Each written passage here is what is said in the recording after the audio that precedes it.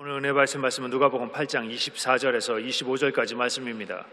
누가복음 8장 24절에서 25절까지 말씀을 다 같이 봉독하시겠습니다.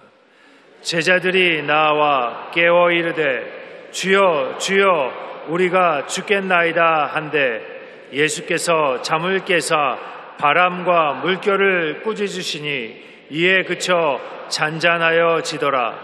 제자들에게 이르시되 너희 믿음이 어디 있느냐 하시니 그들이 두려워하고 놀랍게 여겨 서로 말하되 그가 누구시기에 바람과 물을 명함에 순종하는가 하더라. 아멘. 이 세상에는 바람과 사나운 물결이 항상 이곳저곳에서 불어오고 있습니다. 물질적 환경이나 영적 환경을 구분하지 않고 바람과 파도가 무서울 만큼 맹렬하게 불어닥쳐서 우리의 삶을 위협하고 있는 것입니다. 우리 자신을 포함한 개인들뿐 아니라 이 사회와 국가와 세계 전체가 태산과 같은 얼음덩이와 언제 부딪힐지 모르고 항해하는 선박과 같습니다. 이 세상에 이처럼 평안이 없고 불안과 불신이 요동하는 바닷물같이 요란스러운 이때 어떻게 하면 바람과 파도를 잠잠케 하고 평안한 삶을 살아갈 수 있을까요? 첫째로 우리가 알아야 할 것은 우리 인생의 파도를 다스리시는 분은 예수님밖에 없다는 것을 사실입니다. 그러므로 우리는 예수님을 바라볼 때 평안을 누릴 수가 있습니다. 성경을 보면 예수님께서 하루는 제자들을 데리고 갈릴리 호수가에서 건너편으로 바라보면서 우리 저 건너편으로 가자 그렇게 말씀하시고 제자들과 함께 조그마한 나룻배에 올라탔었습니다. 제자들은 아무 생각 없이 그저 잡담을 하고 있었고 바다는 조용하고 평온했습니다. 그런데 갑자기 먼 바다에서 검은 구름이 휘몰아치고 파도가 산더미처럼 크게 밀려왔습니다. 순식간에 닥쳐온 풍파에 제자들은 죽음의 공포에 짓눌려 아우성을 쳤습니다. 그때서야 제자들은 예수님이 배에 함께 타고 계신다는 것을 떼올려서 주여 주여 우리가 죽겠나이다 하고 소리치며 예수님을 깨웠습니다. 예수님께서 일어나셔서 바람과 파도를 향해 잠잠하라 고요하라 하고 꾸짖으시자 즉시로 풍파가 잠잠하게 되었습니다. 이것을 본 제자들은 너무나 놀랐습니다. 이 어찌된 일인가? 그가 누구에게 예수님의 말씀 한마디에 바다가 고요하고 잠잠하게 되는가 하고 놀라웠던 것입니다. 제자들이 바람과 파도를 보고 두려움과 사로잡혔던 것은 예수님에 대한 지식이 없었기 때문인 것입니다. 자기들과 함께 계시는 예수님이 바로 천지를 지으신 창조주여 만물의 주인이심을 몰랐던 것입니다.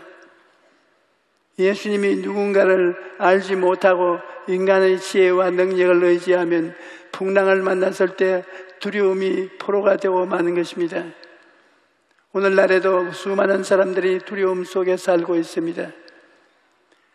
가진 돈은 없는데 나이는 들어가고 경제는 날이 갈수록 어려워지고 언제가 직장은 다닐 수 있을지도 불안하고 늘 마음이 두렵고 불안한 것뿐입니다. 우리도 마찬가지입니다. 예수님을 바라보지 않고 환경만 바라보면 두려움과 불안이 마음속에 꽉 들어차게 된 것입니다. 여러분, 하나님께서는 우리가 두려워하는 것을 원치 않으십니다. 예수님께서는 평안을 너희에게 끼치노니 곧 나의 평안을 너희에게 주노라. 내가 너희에게 주는 것은 세상에 주는 것과 같지 아니하니라. 너희는 마음에 근심하지도 말고 두려워하지도 말라고 말씀하셨습니다. 우리 삶에 매일같이 두려운 일들이 다가오지만 폭풍을 꾸짖어 잠잠케 하시는 예수님을 바라보는 그 모든 두려움을 넉넉히 이길 수 있는 것입니다. 다윗과 골리앗의 대결을 보십시오. 다윗은 하나님이 누구신가 그것을 분명히 알았습니다. 그리고 천지를 지으신 전능하신 하나님께서 자기와 같이 계신다는 것을 분명히 알고 있었습니다. 그래서 거대한 골리앗과의 싸움에서 승리할 수 있었던 것입니다. 골리앗은 자기의 대단한 신체를 믿고 또 자기가 가진 무기를 믿었습니다. 그래서 당연히 자기가 이길 것이라 생각하고 내가 나를 개로 여기고 막대기를 가지고 내게 나왔느냐, 내가 내 산을 공중의 새들과 들짐승들에게 주리라고 큰 소리를 치면서 의기양양했던 것입니다. 그러나 골리앗이 몰랐던 사실이 있습니다. 그것은 바로 3차원은 4차원의 밑에 있고 항상 4차원이 지배를 받는다는 것입니다. 골리앗은 3차원의 존재이며 또 그가 가진 칼과 당창도 3차원에 속한 무기였습니다. 그러므로 3차원에 속한 골리앗은 4차원에 속한 다윗을 이길 수가 없는 것입니다. 골리앗은 이런 사실을 몰랐기 때문에 세상적인 말을 하고 교만하게 굴다가 결국 패배를 당하고 말았던 것입니다.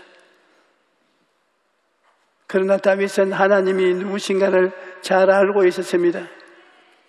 그는 하나님에 대한 확실한 지식을 가지고 있었기 때문에 위기를 만났을 때 하나님의 전지전능하심을 기억하고 담대하게 선포했습니다.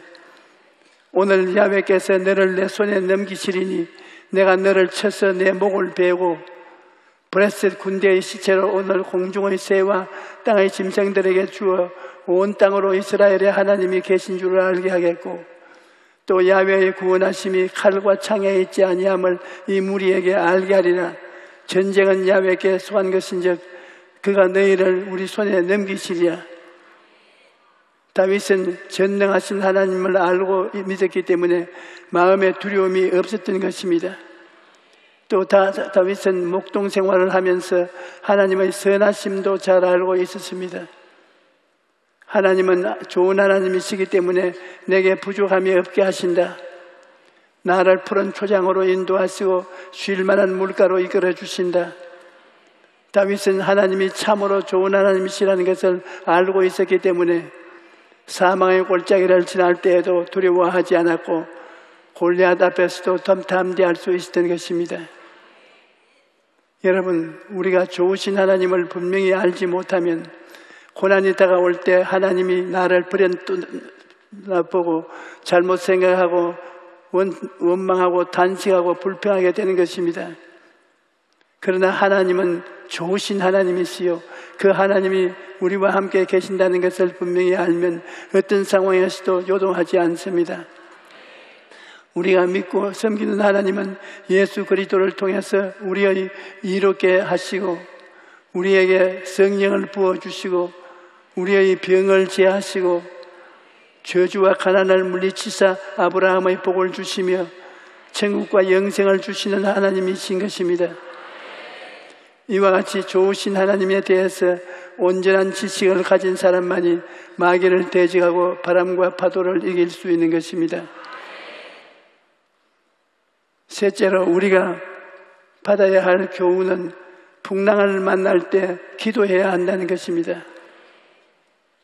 이 세상을 사는 사람들은 어떤 이유로든 삶의 풍랑을 체험하게 됩니다.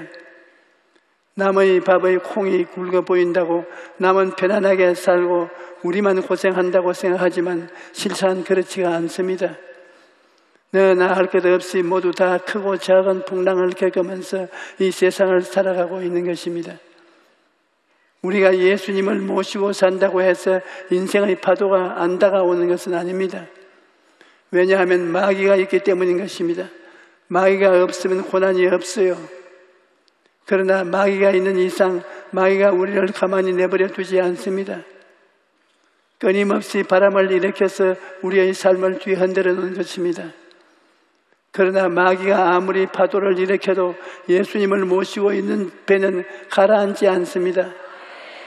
예수님이 우리와 함께 계시면 동남풍이 불고 서북풍이 불어도 절대로 망하지 않습니다. 그것이 안 믿는 사람들과 다른 것입니다. 예수님이 함께 계시기 때문에 우리는 절대로 망하지 않습니다. 성경은 말하기를 우리가 이 보배를 질그릇에 가졌으니 이는 심하게 큰 능력이 하나님께 있고 우리에게 있지 아니함을 알게 하려 함이라. 우리가 사방으로 우겨쌈을 당하여도 쌓이지 아니하며 답답한 일을 당하여도 낙심하지 아니하며 박해를 받아도 버림받지 아니하며 끄꾸러뜨림을 당하여도 망하지 아니한다고 말씀합니다. 우리는 질그릇과 같이 연약하지만 우리 안에 예수님이 계시기 때문에 아무리 거센 바람과 파도가 불어닥쳐도 우리는 침몰하지 않고 망하지 않을 것입니다. 그러므로 이러한 사실을 분명히 알고 인생의 풍랑을 만났을 때 우리는 기도로서 예수님을 깨워야 합니다. 제자들이 예수님을 깨웠다는 것은 요사이 우리 현대어로 말하면 기도드렸다는 것입니다. 우리가 기도해야만 예수님께서 우리의 삶과 위험을, 바람과 파도를 꾸짖으시고 잠잠케 만들어 주시는 것입니다. 기도하지 않고 가만히 앉아 있는데 하나님께서 응답해 주시나요? 성경은 말하기를 너는 내게 부르짖어라 내가 내게 응답하겠고 내가 알지 못하는 일을 크고 은밀한 일을 내게 보이리라고 말씀하신 것입니다. 예수께서도 내 이름을 무엇이든지 내게 구하면 내가 시행하리라고 말씀하셨습니다. 이러기 때문에 우리가 하나님께 나아가서 구해야 됩니다. 기도해야 하나님께서 우리의 기도를 들으시고 그 기도를 따라 문제를 해결해 주시는 것입니다. 제가 예전에 캐나다의 텔레비전 방송을 통해 캐나다와 미국 전역에 메시지를 전할 기회가 있었습니다. 약 2시간 동안 말씀을 전하고 병자를 위한 기도를 한 후에 병 나은 사람은 즉시 전화로 구하라고 말했습니다. 그랬더니 병 고침을 받았다는 전화가 방송국으로 빗발치듯 걸려왔습니다. 그 중에서 가장 기억에 남는 간증이 있습니다. 제가 방송 설교를 하는데 갑자기 텔레비전 카메라 앞에 관절염으로 완전히 폐인이 된 사람이 일어나는 것이 보였어요. 제가 담대하게 지금 이 TV를 보시는 시청자 가운데 관절염으로 고생하는 분이 지금 나았습니다. 즉시 그 자리에서 일어나십시오 라고 병이 나았다고 선포를 했습니다. 그런데 방송이 끝나자마자 전화가 걸려왔습니다. 한 자매님이 극심한 관절염으로 일어나지도 못하고 몇 년째 침상에 누워만 있었는데 그날 설교를 듣고 텔레비전 앞에서 일어나 춤을 추며 즐거워하다가 전화를 했다는 것입니다.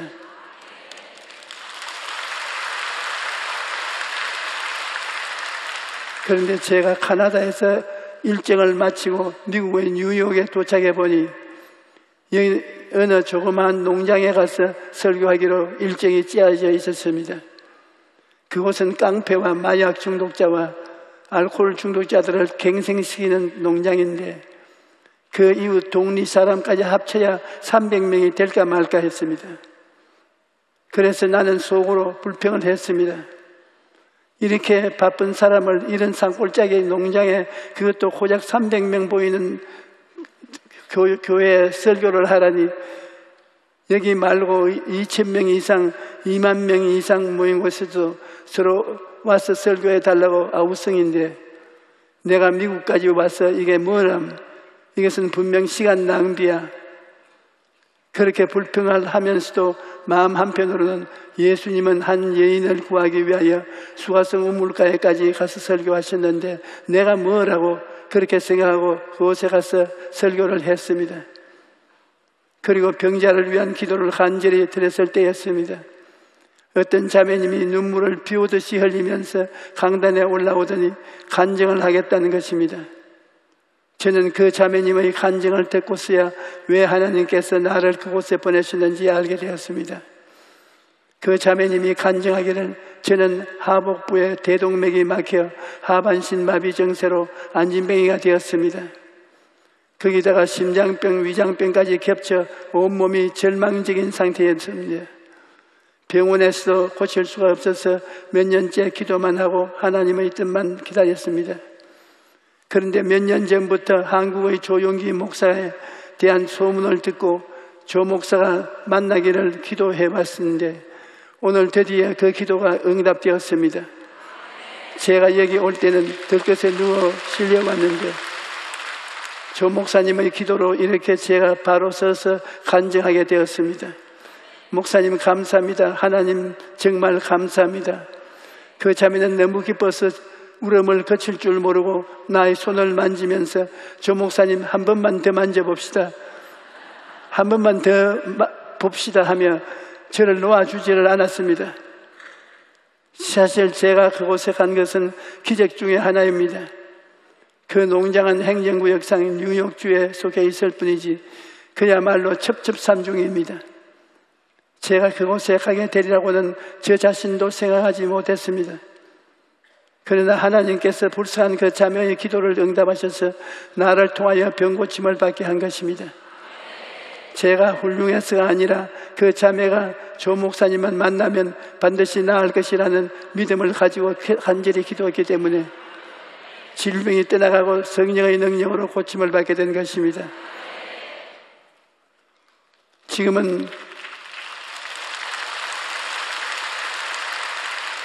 성도 여러분 중에 질병으로 고통받는 사람이 있습니까? 하나님께서는 지금 여러분을 치료하기 원하십니다. 그가 채찍에 맞음으로 너희는 나음을 얻었나니 이와 같이 그 성경이 밝히 말씀하고 있으므로 나는 낫지 못할 것이다. 나는 죽는다. 나는 고칠 수 없다는 불신앙의 마음을 버려야 합니다. 하나님은 말씀을 굳게 믿고 하나님께서 반드시 나를 고쳐주실 것이다. 그렇게 생각하고 꿈꾸고 믿고 말해야 합니다. 여러분, 하나님께서는 우리가 기도하면 우리를 건져주겠다고 약속하셨습니다. 시편 91편 14절로 15절에 하나님이 이르시되 그가 나를 사랑한 적 내가 그를 건지리라. 그가 내 이름을 안 적 내가 그를 높이리라. 그가 내게 간구하리니 내가 그에게 응답하리라. 그들이 환난 당할 때 내가 그와 함께 있어 그를 건지고 영화롭게 하리라고 말씀하신 것입니다. 우리가 믿는 하나님은 어떠한 하나님이십니까? 우리를 건지시는 하나님이요, 높이시는 하나님이요, 우리를 기도하는 때 응답하시는 하나님이시요, 환난 때 우리를 홀로 두지 않으시고 우리와 함께 하시는 하나님이신 것입니다. 하나님은 어찌하든지 우리에게 좋은 것을 주시는 하나님이신 것입니다. 그렇기 때문에 풍랑을 만났을 때 두려워하지 말고 하나님께 나아가 기도하십시오. 그러면 하나님께서 모든 북풍을 잠잠케 하실 것입니다. 오늘날 우리가 처한 환경을 보면 마치 거대한 골리앗이 눈앞에 있는 것 같습니다. 남과 북이 나누어져 서로 대적하고 있고 중국과 러시아와 같은 공산주의 국가들이 민주주의의 국가인 우리나라를 항상 위협하고 있습니다. 게다가 최근에는 과거 36년간 우리나라를 지배하고 착취했던 일본과도 경제전쟁을 벌이고 있는 것입니다. 나라와 경제가 급속하게 어려워지고 있고 국가 안보도 위기 가운데 있습니다. 이러한 상황 속에서 우리 국민들은 이루 말할 수 없이 불안하고 삶을 살고 있습니다. 이러한 때 우리는 어떠한 태도를 가져야 할까요? 사방은 우겨사여 오고 있는 적들 앞에서 어떻게 하면 안심하고 평온한 삶을 살 수 있을까요? 그 방법은 하나뿐입니다. 우리는 예수님을 통하여 우리 하나님을 바라보아야 합니다. 바라봄의 법칙을 기억하고 우리 주위의 환경을 바라보지 말고 하나님의 보좌를 바라보아야 하는 것입니다. 우리의 가정이나 사회 생활이나 국가에 흉흉한 바람이 불어오고 파도가 덮쳐오더라도 하늘과 땅의 모든 권세를 가지고 계시서 역사를 주장하시는 하나님, 모든 나라와 흥망성쇠와 개인의 운명을 다스리는 하나님을 바라보십시오. 블레셋의 골리앗은 칼과 창과 단창이라는 최신 무기를 가지고 있었지만 이스라엘의 다윗에게는 최신 무기가 아무것도 없었습니다. 그러나 다윗은 하나님의 이름으로 나아가 놀라운 승리를 거두었습니다.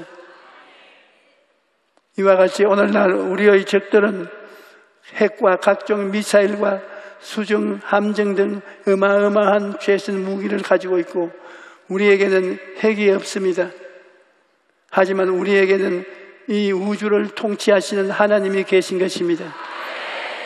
그리고 이 땅에는 1500만의 크리스천이 있고 이들이 함께 승리의 꿈을 품고 믿음을 가지고 창조적인 말을 선포하고 간절히 기도하고 나아가면 성령께서 우리와 함께 하시는 것입니다. 4차원 성령님이 함께 하시면 3차원의 인간의 모의와 과학적인 무기가 우리를 향하고 있어도 우리는 결코 죽지 않을 것입니다. 여러분, 우리는 우리 힘이 아니라 주님을 바라보고 기도로서 싸우는 것입니다.